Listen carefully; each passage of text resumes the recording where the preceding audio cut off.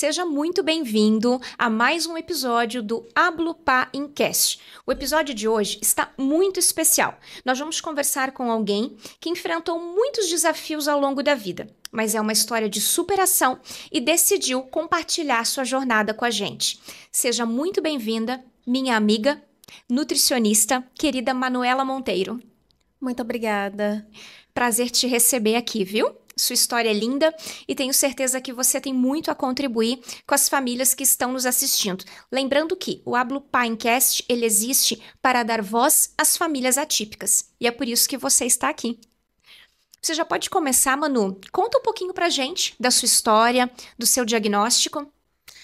Então, eu tive um diagnóstico tardio e passei toda uma infância com muitos quesitos, muitas questões. Eu sempre me senti um ET no mundo, né? Eu sempre me questionava por que eu era tão diferente das outras pessoas. E isso gerava dores, gerava angústias.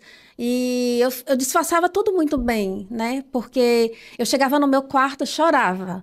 Mas saía do meu quarto plena. Mas tudo era muito difícil para mim. A convivência, quando eu era pequena... Desculpa. Quando eu era pequena, eu sentia várias coisas. Para mim era difícil. A alimentação era difícil, muitos estímulos. Então, eu chorava muito para comer. Eu tinha muita dificuldade para comer. Eu lembro que era aquela velha história, né? Antigamente não existia a criança ter dificuldade de comer. Existia um chinelinho ali do lado. Se você não comer, você vai apanhar. Então, existia aquela pressão do comer. Existia aquela pressão do... Sentir os cheiros intensos, né? Eu lembro quando eu ia para a escola, tinha uma professora que usava um perfume muito doce de manhã, aquilo me incomodava muito. Eu sempre sentei muito na frente, então eu ia para trás, lá para as últimas cadeiras, porque aquilo me incomodava muito. Então, sempre tive muitas coisas intensas, né? Então, eu não entendia por que as pessoas viviam de uma forma tão natural e eu tinha dificuldade para tantas coisas, né? Os barulhos, as luzes... As coisas me incomodavam muito, mas eu não sabia o porquê que aquilo ali acontecia. E aí, depois de adulta, você decidiu investigar? O que virou a chavezinha, assim, dentro de você para te incentivar a mergulhar nessa busca? Então, o que virou essa chave foi justamente uma crise de ansiedade intensa que eu nunca tinha tido, porque eu nunca tinha saído do meu ambiente de segurança. Então, a partir do momento que eu saí do meu estado, saí da minha cidade, saí do meu ambiente de segurança, do meu conforto, as pessoas que eu tinha um apoio e vim para um local totalmente diferente, estranho para a minha realidade, e que eu não tinha ninguém aqui, nenhum amigo, nenhum contato, ninguém com quem conversar, ninguém com quem partilhar, nada, foi totalmente um novo, né? E isso me gerou uma crise de ansiedade extremamente grande. Eu comecei a ter muitos processos de angústia, de choro compulsivo, cheguei a ganhar 17 quilos nesse período, né? Tão assim que eu estava desesperada. Então, um amigo meu, que teve diagnóstico tardio também, e ele via as minhas características, ele dizia que eu tinha perfil de autismo, e eu falava para ele que não, isso não podia ser, né? E em meio a essas conversas, durante algum tempo, ele me motivou a buscar o diagnóstico, então eu fui no neuro, né? Daí eu contei toda a minha história, ela pediu para eu fazer um livro da minha história, ela me encaminhou para fazer um diagnóstico, os testes, né, com o neuropsicólogo. Então, isso tudo aconteceu já na fase adulta. E para mim foi um libertador, porque à medida que eu ia escrevendo aquele caderno, eu ia colocando as sensibilidades que eu tinha, ao cheiro do ovo, a não pisar na areia, na praia. Eu andava com a sandália super grossa na praia, porque eu não gostava de sentir aquilo ali em mim, não gostava de sentir muitas coisas. Então, tudo isso eu fui recordando, fui lembrando, fui vendo, né, a minha história e fui fazendo um caderninho de um caderno recordatório para ver essa minha história, e daí, durante todos esses meses de acompanhamento, me veio o diagnóstico. Fechou o diagnóstico. E o que você sentiu? No dia que eu tive o diagnóstico, foi uma explosão de emoções. Ao mesmo tempo que eu estava muito feliz, porque eu estava entendendo, estava conseguindo dar nomes às coisas que eu senti durante toda uma vida, ao mesmo tempo me veio um desespero. porque eu sei o quanto o autismo, as pessoas autistas sofrem na sociedade. E, assim, o preconceito, como falar para as pessoas, como contar, como mostrar para a minha família. Eu sempre fui muito fechada em relação à minha família, né? E eu ficava me questionando o que seria, o que iria acontecer dali para frente. Mas o primeiro sentimento que eu tive foi de alegria, foi de alívio, foi de, meu Deus, eu não sou aquele ET que eu achava que eu era. Tem um nome, tudo aquilo que eu sentia. Eu dei o nome àquilo que eu sentia. Então, isso foi esse alívio que veio. Foi uma mistura de sentimentos, né? Veio aquela questão do luto, porque não só os pais sentem luto, mas nós também sentimos o luto. Porque não é fácil ser um autista, né? E principalmente um autista com altas habilidades, é muito invalidado. A sua comorbidade é altas habilidades? As minhas comorbidades têm as altas habilidades, tem o hiperfoco, que para mim é uma coisa muito séria, tem a questão da ansiedade, que quando é um gatilho, ela vem muito forte. Tem a questão da insônia. Então, assim, vem várias coisas em conjunto ali, junto. Entendi. Né? Como comorbidade. À medida que você vai falando assim, isso vai soando muito familiar, né? Como você sabe, o meu diagnóstico de autismo, ele se confirmou agora, em janeiro de 2025, e para mim também foi muito libertador ter tido, porque eu também, assim como você, de certa forma, eu sentia que eu não me encaixava no mundo. Tinha alguma coisa diferente em mim que eu também não sabia dar nomes, né? Então, eu entendo muito bem, assim, sou muito familiar quando você fala sobre essa sensação de compreensão que a gente passa a ter, né? E se a gente carregava alguma culpa por alguma coisa que a gente disse, ou no meu caso, pela falta de filtro, né? Ou por ser confundida muitas vezes com grosseiro, quando na nossa cabeça a gente estava sendo normal, né? Sem rodeios.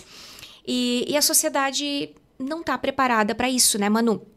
Mas uma das razões que eu quis te trazer aqui no nosso segundo episódio, né, que eu considero algo muito especial, é algo a se comemorar, o nosso segundo episódio. O primeiro foi, assim, um sucesso de visualização, é porque a gente quer deixar esse incentivo para que as pessoas investiguem.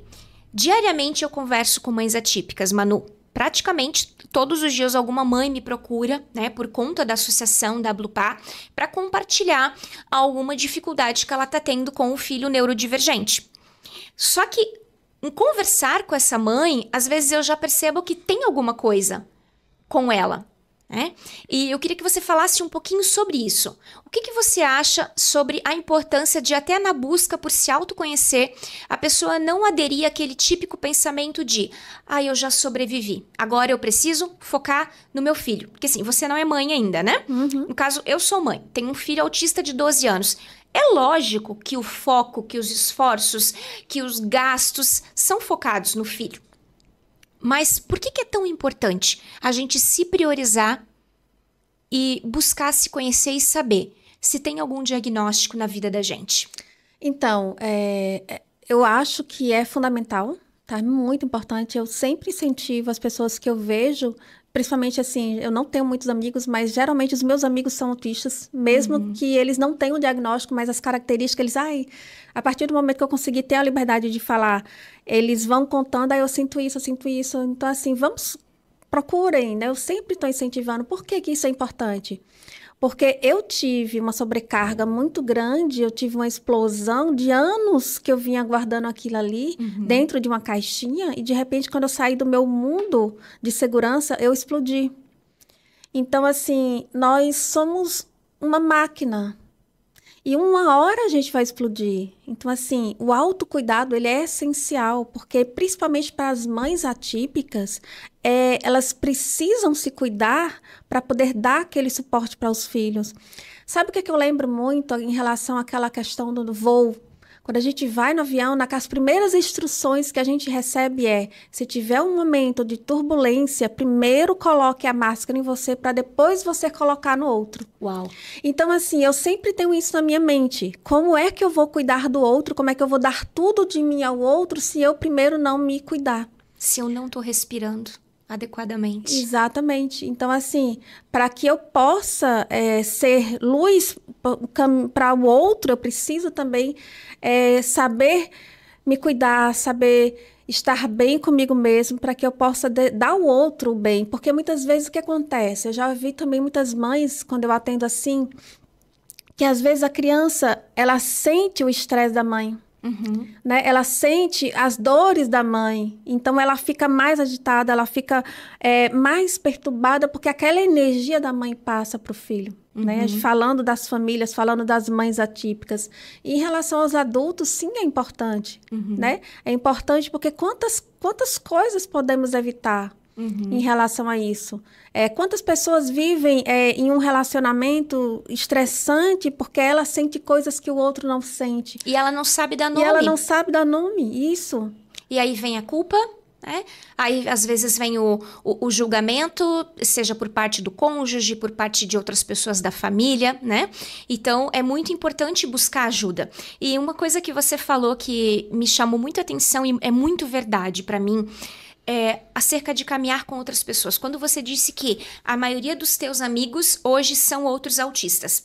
Por que eu me identifico com essa fala? Porque os meus amigos também, as pessoas que fazem parte hoje da minha intimidade, a maioria também ou é neurodivergente ou mãe atípica. Eu descobri na categoria a minha tribo. Então esse é um incentivo e até é um propósito de existência da Ablupá, Manu. Que a gente possa não só fomentar a rede de apoio, mas conectar as pessoas. Porque essa conexão, essa aproximação, ela também é curadora. Eu lembro quando em 2023 eu comecei a fazer parte de um grupo de mães atípicas que existe até hoje, para mim só de conhecer outras pessoas que viviam os mesmos dilemas que eu, na época eu nem tinha o meu diagnóstico, né? Era só o diagnóstico do meu filho, aquilo também foi libertador para mim, aquilo foi curador. Porque eu aprendi a olhar para as necessidades das minhas amigas, ver primeiro que não era só eu, que Deus não estava me punindo por nada, que outras amigas tinham problemas tão desafiadores ou até mais, e isso me incentivou. Né? Então, assim, além do incentivo que a gente quer deixar nesse programa para você procurar ajuda, para você investigar se tem algum diagnóstico, se tem uma neurodivergência, um TDAH, um TEA, né, um transtorno de bipolaridade. São muitas coisas que podem existir.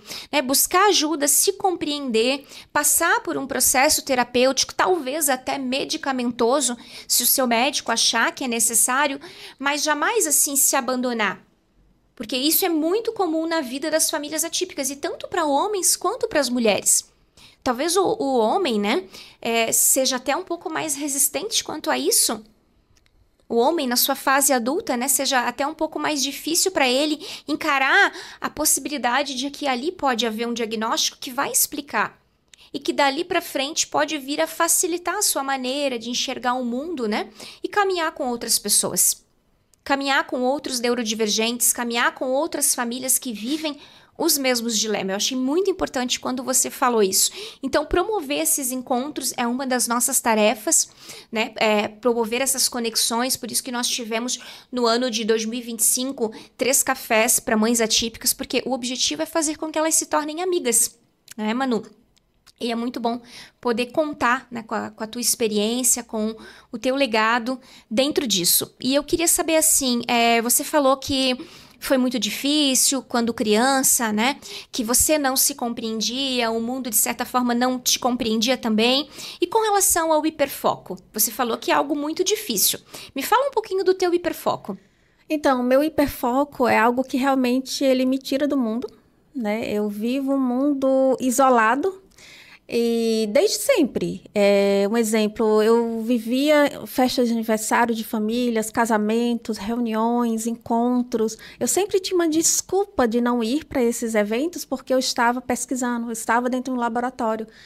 Eu era a única pessoa da faculdade que eu tinha a chave do laboratório, porque eu passava sábado, domingo, feriado, todos os dias, né? Eu lembro que Natal, Ano Novo, era escrevendo artigo científico, era escrevendo pesquisas, era escrevendo várias coisas. Então, assim, na minha primeira graduação, que foi Tecnologia de Alimentos, eu praticamente vivia dentro do laboratório e vivia fazendo pesquisas, né? Eu fazia graduação, antes de terminar a graduação, já estava na pós-graduação, antes de terminar a pós-graduação, já estava com 2, 3 projetos de pesquisas ali sendo desenvolvidos. Eu fazia um projeto de pesquisa científica do CNPq e fazia mais 2 extras. Eu sempre fui muito intensa. Quando eu concluí a minha graduação, eu estava na pós, já estava no mestrado. Quando antes de terminar o mestrado, eu já estava no doutorado. Então, assim, minha vida sempre foi muito intensa em relação a esse quesito do hiperfoco, do estudo. Meu hiperfoco é o estudo, né? Então, eu sou muito boa no que faço porque eu estudo muito em relação a isso.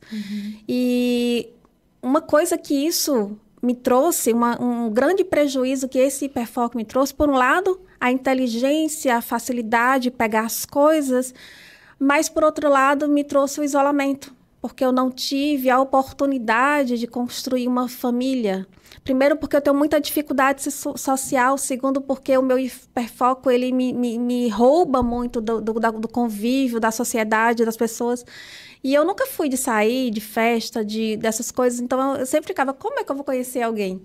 Né? Então, para mim, isso foi sempre o meu limitante. E uma das coisas que mais me doía, quando eu falei que eu não partilho muito com minha família as coisas que eu sinto, porque para mim a maior dor do meu coração era ter reuniões com a família. Era eventos de aniversário. Para mim aquilo era a maior dor do mundo, porque existia ali todos os julgamentos possíveis, né? É a chata, a nojenta. Eu sempre escutava isso ali o tempo todo, e aquilo ali dentro de mim ia me matando, ia me corroendo. E depois de um tempo, hoje, eu percebo que tudo isso foi devido ao era um hiperfoco. Eram coisas que me tiravam da convivência, né? E sempre tinha, ai, não vai casar, ai, não vai não sei o quê. Só que tudo aquilo era dor para mim. Porque eu queria ter minha família, eu queria ter construído a minha família, eu queria ser normal como as outras pessoas, tiveram um fluxo normal na vida. Mas eu não tinha, e por eu não saber que eu precisava de um controle, de um equilíbrio, eu ia me mergulhando naquilo ali, né? Então, assim, eram artigos internacionais escritos, eram todos os congressos. Nossa, eu era um furacão na produção, era prêmios, e isso e aquilo outro, e já chegou épocas de eu olhar para a minha pasta de certificado, que é extremamente grossa, e eu olhar assim e dizer, meu Deus, eu trocaria tudo isso aqui por uma família, sabe? Porque a solidão, ela dói muito, e só sabe quem vive. Por mais que você diga assim, eu tenho amigos aqui, eu tenho uma amiga que eu converso com ela todos os dias, ela é tipo o meu suporte emocional, mas a gente sempre se fala pelo WhatsApp, porque ela não está aqui, né? Mas mesmo assim, ela está lá, eu estou aqui, ela tem a família dela, e os momentos que eu não estou conversando com ela, que eu não tenho alguém para partilhar, como fica a minha vida? Quando eu chego em casa, eu não tenho com quem compartilhar como foi o meu dia, as minhas conquistas, então eu começava a me questionar para que vai adiantar eu ter todo esse conhecimento? Então, essa era uma das minhas lutas, e é uma das minhas lutas ainda, né? Então, quando eu tenho alguma coisa que me atrai, eu sempre estou buscando algo novo para conhecer. Em pouco tempo, eu já domino aquele assunto, então eu já quero buscar outro assunto para eu ficar ativa, né? E principalmente para preencher o vazio. Hoje, eu entendo que também essa parte do hiperfoco, ele é muito ativo, porque eu preciso preencher esse vazio. Se eu não estiver estudando, se eu não estiver me dedicando, com quem eu vou partilhar? Né? Então, você chegar em casa e ficar simplesmente olhando para o nada, iria piorar a minha situação. Então, eu prefiro hoje estar com o meu hiperfoco, apesar de saber que isso me afastou de ter uma vida social melhor. Entendi. Nossa, Manu, é forte isso que você falou. Obrigada pela coragem. Você foi muito corajosa em compartilhar isso com a gente. Em abrir o seu coração. E nós estamos aqui. Você não está sozinha. Parabéns pela coragem.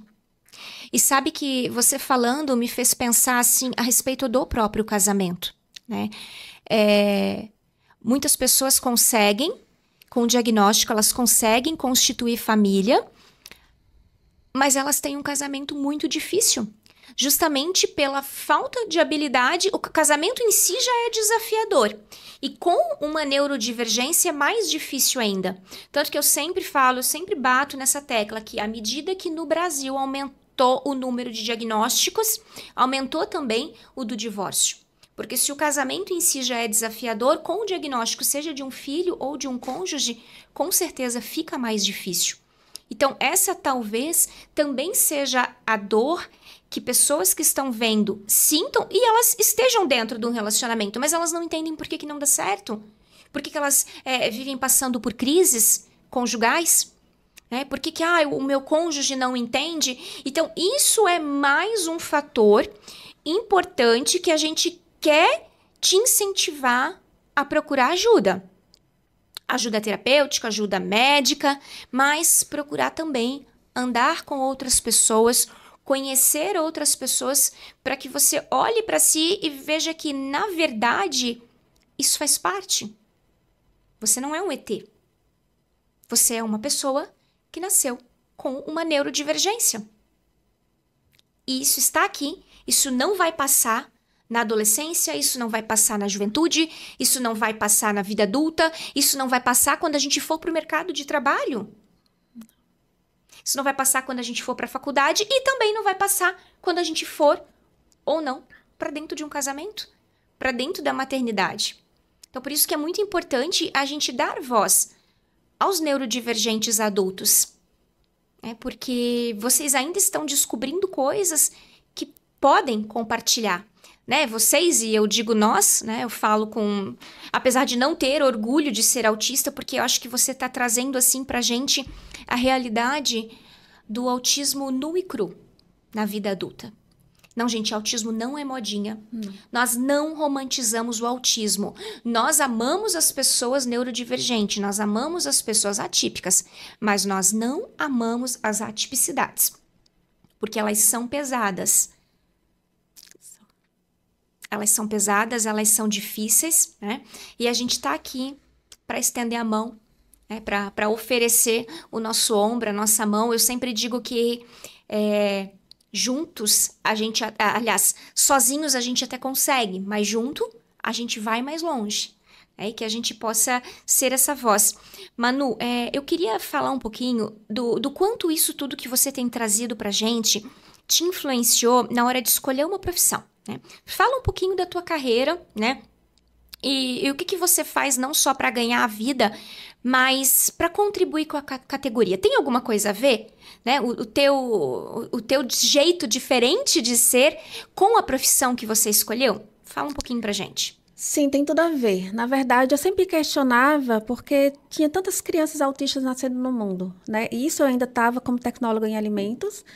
E daí eu comecei a fazer nutrição por conta de uma dor pessoal muito grande, E daí eu comecei a fazer a nutrição e já era formada em tecnologia de alimentos, já era docente na área de tecnologia de alimentos, já tinha toda a minha carreira formada em tecnologia de alimentos, publicações internacionais, como eu falei anteriormente. Então, eu larguei tudo isso e fui focar na nutrição, Então, quando eu mergulhei na nutrição, eu mergulhei com cabeça, já mergulhei sabendo o que eu queria. Eu queria trabalhar com a área materno-infantil. Eu pensava assim, se eu conseguir fazer com que as mães tenham uma gestação melhor, que a gente chama hoje em dia de programação metabólica, a chance de ter o desenvolvimento de crianças com autismo diminui, porque a gente está cuidando de um corpo, cuidando de um óvulo, cuidando de um esperma. Então, eu pensava assim, eu vou me dedicar a isso. Então, durante a minha graduação, eu trabalhei com crianças, com um projeto de pesquisa com crianças com seletividade alimentar. E aí eu comecei a fazer vários cursos, pós-graduação na área de materno-infantil. E aí eu fui fazendo vários e vários cursos em relação a essa área, modulação intestinal, fui vendo o quanto o intestino ele era fundamental para muitos quesitos na vida do ser humano, Muitas doenças poderiam ser minimizadas ou evitadas com a questão intestinal. E só depois do meu diagnóstico foi que, de fato, eu passei a atuar na nutrição funcional integrativa. Porque eu falei que eu tive uma crise de ansiedade muito grande, que eu tinha insônia, que eu tinha ganho 17 quilos. Então, a nutrição funcional integrativa, ela me salvou. Literalmente, ela me tirou dessa ansiedade, ela me tirou desse desespero que eu vivia, dessa questão da insônia. Então, eu comecei a me tratar para tratar outras pessoas, para cuidar de outras pessoas, Então, eu até brinco com a minha mentora, eu digo assim, nossa, para mim a nutrição funcional entrou como um furacão. Eu não dei tempo nem de preparar o meu público, que eu estava mudando o foco ali, atendimento de introdução alimentar. Eu já fui logo, né, aquela coisa assim, era tão intensa dentro de mim, que na minha cabeça as coisas, uma das coisas que funciona, minha cabeça é muito intensa, as coisas funcionam de uma forma muito rápida, então eu acho que o mundo é rápido como a minha cabeça, mas muitas vezes não é. E às vezes eu preciso recuar para respirar um pouco e fazer para eu entender que o mundo funciona diferente da minha cabeça. O que você está falando tem a ver com a impulsividade? Não tem a ver com a impulsividade, mas tem a ver com a rapidez que o meu cérebro funciona. E eu acho que as coisas no dia a dia também funcionam como o meu cérebro. Porque é essa a diferença, né, da gente... Mas pode levar. Mas pode levar. Pode levar, porque assim, se eu sou muito rápida, eu vou agir no impulso. Um exemplo, eu não preparei o meu público para a minha mudança de nicho. E já fui logo falando na nutrição funcional. Então, isso é uma impulsividade, de certa forma. Então, eu parei, respirei, calma. Vamos focar no que realmente precisa ser focado. Eu quero continuar trabalhando com a gestação, para a programação metabólica, mas o meu foco, porque eu vi sentido, é trabalhar com a nutrição funcional integrativa, para aliar o conhecimento da ciência, sinais, sintomas, exames, a bioquímica, com a questão das inflamações que são próprias dos autistas. Então, isso foi o impulso maior que me levou para essa área de nutrição funcional. E qual que você diria, assim, que é o erro mais frequente que as famílias atípicas cometem quando a gente está falando de nutrição?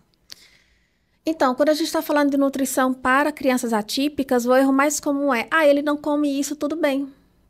E aí a criança ela vai ficando cada vez mais seletiva. Ela vai ficando, porque a criança autista, os autistas em si, eles seguem padrões. Eles têm muita rigidez, nós temos muitas rigidez. E a gente dizer que está tudo bem, a gente faz com que reforça. A gente faz com que aquilo ali seja mais reforçado. Tudo bem, então você pode não comer. Né? Tudo bem, tá tudo bem. Então, assim, esse fato do não entender em relação à nutrição, outra coisa também, as crianças seletivas, naturalmente, elas já vão ter predisposições de inflamações ocultas, porque elas não estão tendo nutrientes necessários que o organismo precisa para desenvolver. O nosso organismo vai precisar de sais minerais, de vitaminas, tudo em equilíbrio, dosagem certa, não com olhar de referência, que nós autistas não olhamos exames com valores de referência. O nosso olhar deve ser com valores funcionais. O que é ideal para que o meu organismo ele possa funcionar da maneira adequada?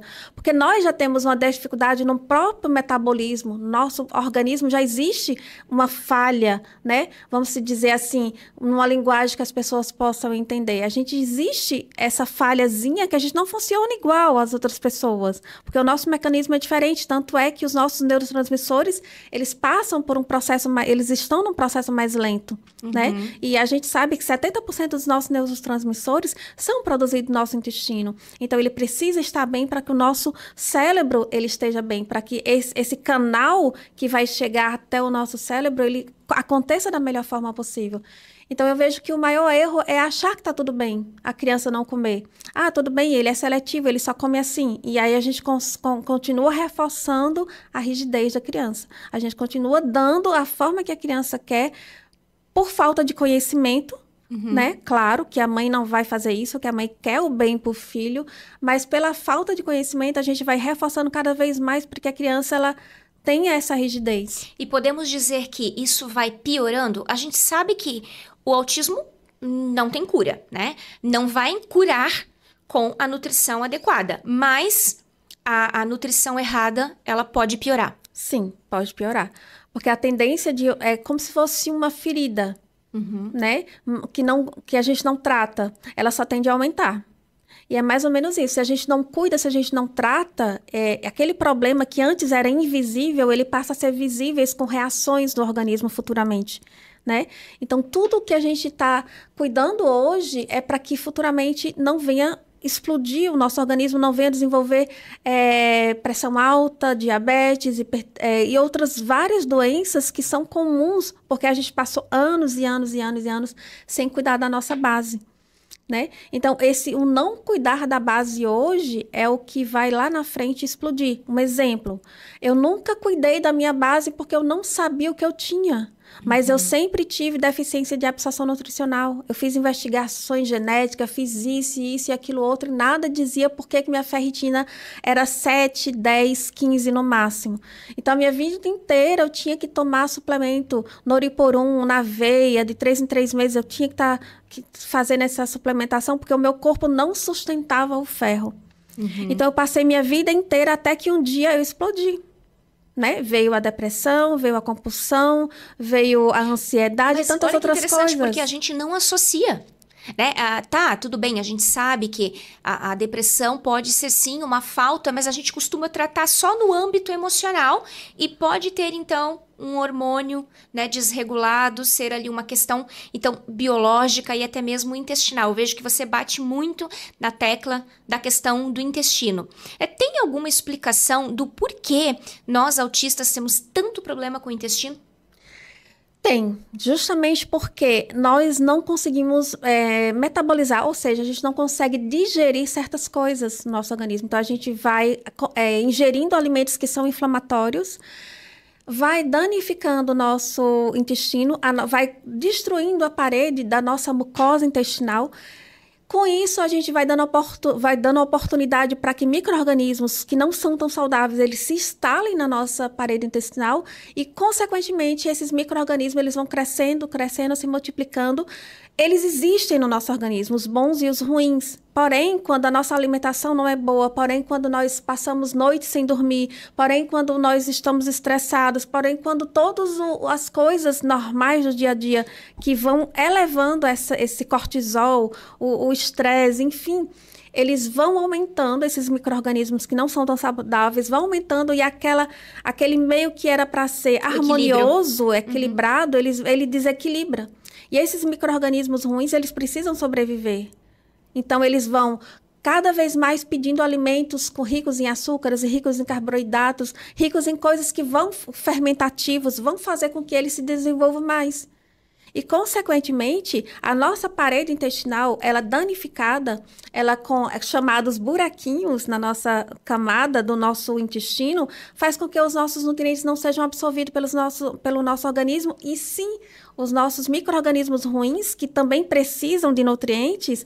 Tanto é uma comparação que eu gosto de fazer muito de fruta, né? Porque é uma coisa mais visível para as pessoas. O nosso intestino é como se fosse uma laranja, um mamão, que quando a gente deixa muito tempo na geladeira, ele começa a criar uma capinha branca, a morfar.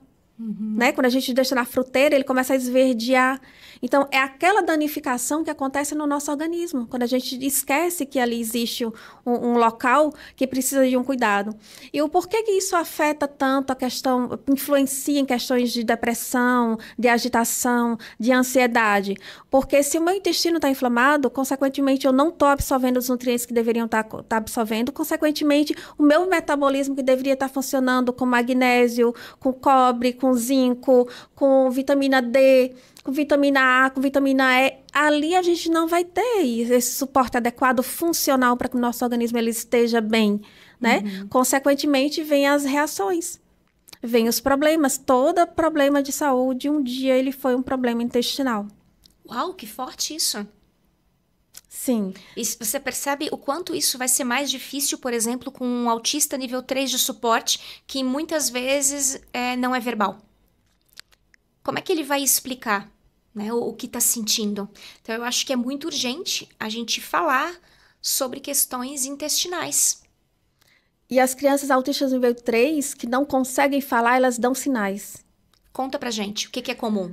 Eu presenciei uma vez, eu estava numa clínica e a criança estava tendo acompanhamento com a fono, com a psicóloga. E essa criança, quando ela saiu, ela gritava, ela chorava, ela estava muito agitada. Crianças agitadas, com sono agitado, com constipação, com barriga estufada, com gases. Tudo isso são sinais de que aquela criança está sofrendo. E geralmente a criança, ela tende a bater na cabecinha, ela tende a bater na barriga, ela está sentindo algo, mas ela não consegue expressar. Ela não consegue falar, o corpo fala antes mesmo da situação vir, né? Então, assim, sentimos os primeiros sinais é algo que está diferente, não é algo normal. Uma pessoa ser constipada não é normal uma pessoa ser constipada. O normal é a gente ingerir o alimento e a gente passar pelo processo de absorção e o processo de excreção. Né? Isso é o normal. Não é normal a gente passar uma noite inteira agitado, se batendo, suando, transpirando, não conseguindo ter aquele sono tranquilo. Não é normal. Não é normal uma criança ir para uma terapia e ficar mais agitada, ir para uma escola e ficar agitada. Não é normal. É do autismo. Não é só o autismo que está ali gritando. É o organismo daquela criança que está gritando, pedindo ajuda, pedindo socorro, sabe? Quando eu vejo, assim, as crianças quebrando as coisas, crianças jogando as coisas. Gente, essa criança está em sofrimento. O organismo dela está falando em ações que muitas vezes a gente diz, é normal porque é do autismo, mas nem sempre essas características são realmente do autismo, né? Se a gente consegue, claro, existe a sobrecarga, mas existe também aquela questão do como está o meu organismo. E esse organismo, ele grita de certa forma, e essas ações, muitas vezes, é esse grito que a gente não consegue entender, interpretar. Uhum. E é aí que entra o seu trabalho. É aqui que entra o meu trabalho. Justamente, assim como eu me tratei comigo mesma, depois de ir para vários e vários médicos, não consegui identificar o porquê das minhas deficiências, o porquê dessa minha ansiedade, porque a gente vai e a gente precisa tomar medicações, sim, mas é a raiz. E a base daquilo ali, como é que eu vou conseguir ser uma pessoa, vou ser uma pessoa que vou estar à base dessas medicações, ou eu posso ver o que é o melhor?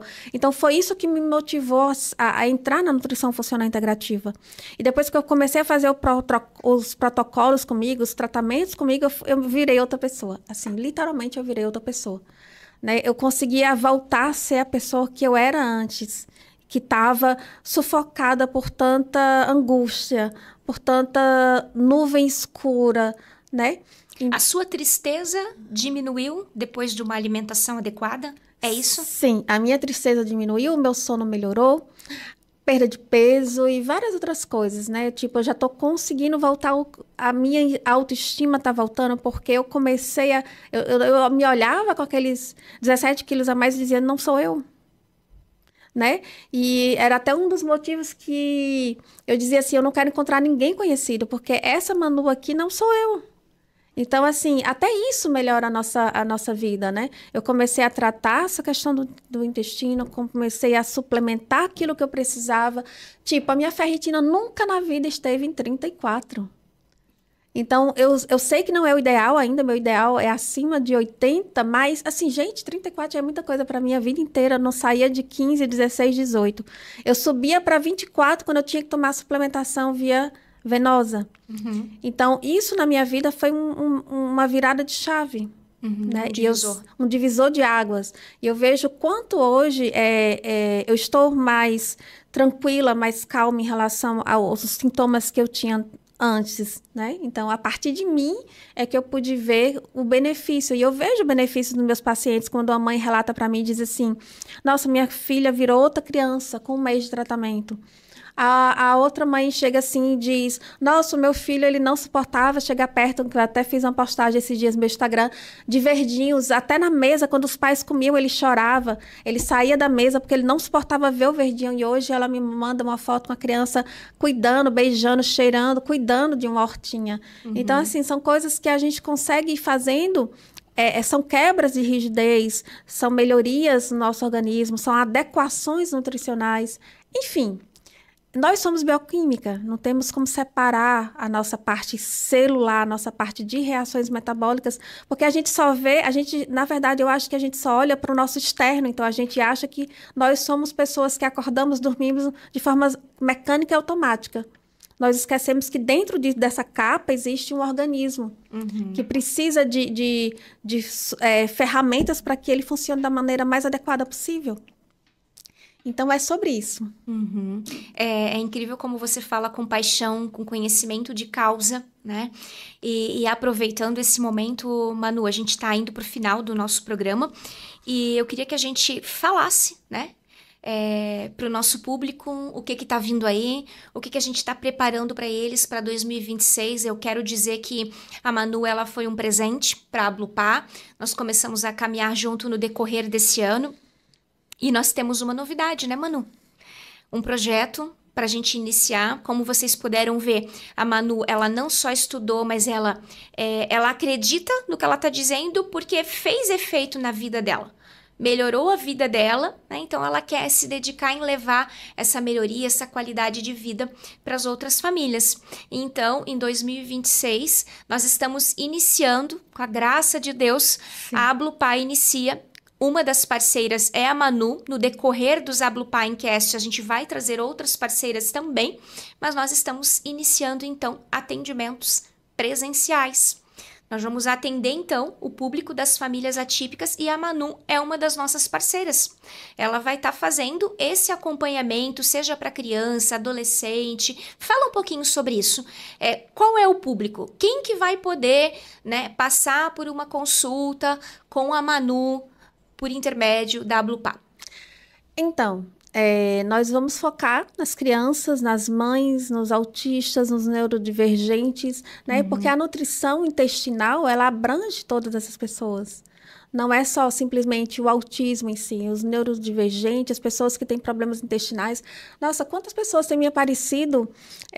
Um exemplo, eu vou dar um exemplo de um adulto que veio me procurar sem mesmo precisar ser neurodivergente, mas nosso público, a gente está abrangendo para que essas pessoas entendam que problemas que a gente minimiza são problemas que realmente precisa, né? Então, nós estamos abrindo essa questão do público para as crianças, adultos, que muitas vezes os adultos não acham que são necessário isso, né? E o exemplo que eu vou dar para incentivar os adultos é justamente que eu peguei um paciente que o médico me pediu para ele vir para mim só por conta da questão que ele estava com a glicose muito alta, né? Pré-diabético.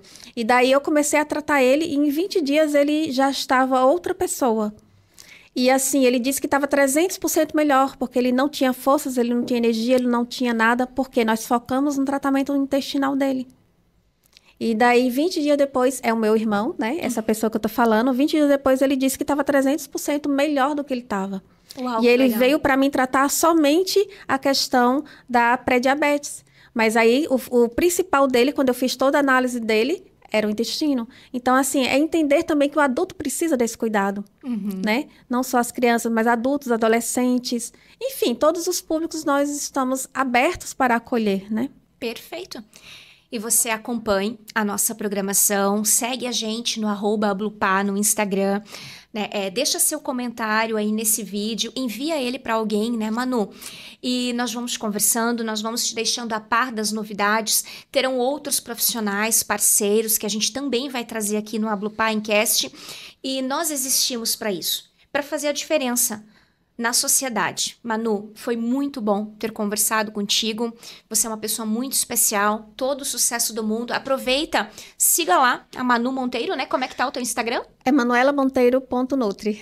Emanuela ou Manuela? emanuelamonteiro.nutri. Ok, qualquer coisa você encontra ela também ali, né? A gente já fez live juntas no Instagram da Ablupá e é muito bom caminhar contigo, Manu. Muito obrigada, Josi. Quer deixar a sua palavra de agradecimento? Quer deixar uma palavra para as famílias, para as mães, para aquela pessoa que acredita que possa ser um adulto neurodivergente? A palavra que eu digo é coragem, né?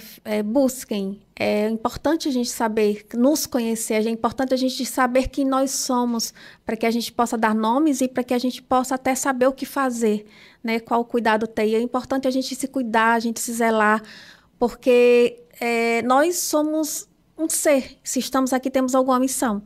E para nós podermos desenvolver a nossa missão, é preciso que nós estejamos bem, né? Então, eu deixo essa palavra de incentivo. Busque, se conheça, que o melhor caminho para a nossa vida ser melhor é o autoconhecimento. E eu acho que o diagnóstico, ele faz parte desse autoconhecimento para que a gente possa dar nome e possa evitar que coisas possam explodir, como no meu caso explodiu, né? Então, é isso. Eu gostaria de agradecer a todos, né? Agradecer a Josi, agradecer a Ablupá, agradecer todo o carinho, a acolhida, né? E dizer assim, gente, é importante nós nos unirmos, porque a sociedade em si, a gente passa por muitas crueldades, muitas invalidações. E estarmos unidos é o que vai fazer com que a gente vença, né? Não é que a gente esteja travando, não é que a gente esteja querendo uma luta, porque não existe uma luta, mas o que deveria existir eram igualdades. Mas se nós estamos com pessoas como nós, é mais fácil de entender, né? Porque quantas vezes a gente é invalidado no nosso trabalho, quantas vezes a gente é perseguido no nosso trabalho por conta das nossas altas habilidades, por causa do nosso desempenho, que às vezes a gente não faz por querer, mas a gente é uma coisa tão natural que as pessoas acham que a gente está, como você falou, está sendo grossa, está sendo arrogante, está querendo passar na frente de todo mundo, quando na verdade aquilo é uma forma bem natural que acontece dentro de nós, né? Então, isso é importante que as pessoas saibam. Isso que você está falando dá tranquilamente outro programa. A questão do neurodivergente no ambiente de trabalho. Vamos amadurecer essa ideia. Mais uma vez, obrigada. Obrigada a você por ter ficado com a gente. Não esquece de curtir, de comentar, de enviar esse conteúdo para alguém. Assim, você está ajudando a Ablupar e fomentando essa ideia. Lembre-se, sozinho a gente até consegue, mas juntos a gente vai mais longe. Um grande abraço, foi um prazer estar com você.